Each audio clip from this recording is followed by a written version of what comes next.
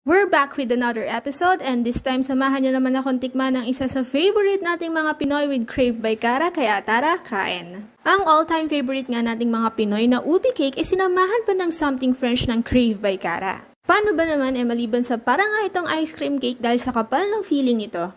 Instead of icing meron itong creme brulee on top. Tinikman ko nga na magkakahiwala yung layer dahil asamam na rin para malaman ko kung ano yung matamis at pwede kay Gab. Sinimulan ko na nga sa kanilang chiffon cake o yung bread mismo. Napaka-soft and moist ng texture nito. Hindi din siya matamis at yung ube flavor niya ay hint lang. Which is for me perfect and that is because of their ube cream feeling. Ang smooth nga ng texture nito at mas sweeter siya dun sa chiffon. At mas malasa yung ube dito kaya naman hindi ka mauumay pag sabay mong kinain yung chiffon at yung cream. And last but not the least. Syempre matamis to but one thing I've noticed is ang ganda ng pagkakagawa at ang ganda ng kulay nito. But the question is anong lasa nila together? To be honest, tinanong ako ng husband ko after ko ano daw mas pipiliin kong ube cake between the sa binibilan namin before and sa Crave by Cara. And without hesitation, Crave by Cara nga ang sinagot ko. For me, bet na bet ko yung lasa ng 3 layers together. Or kahit yung chiffon and yung feeling lang, super perfect nito. Sa sobrang nagustuhan ko nga ito na naman ang aking signature dance at naghahanap na naman ako ng reason para umorder ng cake na ito. Crave by Cara is located in Quezon City and available sila for delivery within Manila and Metro Manila.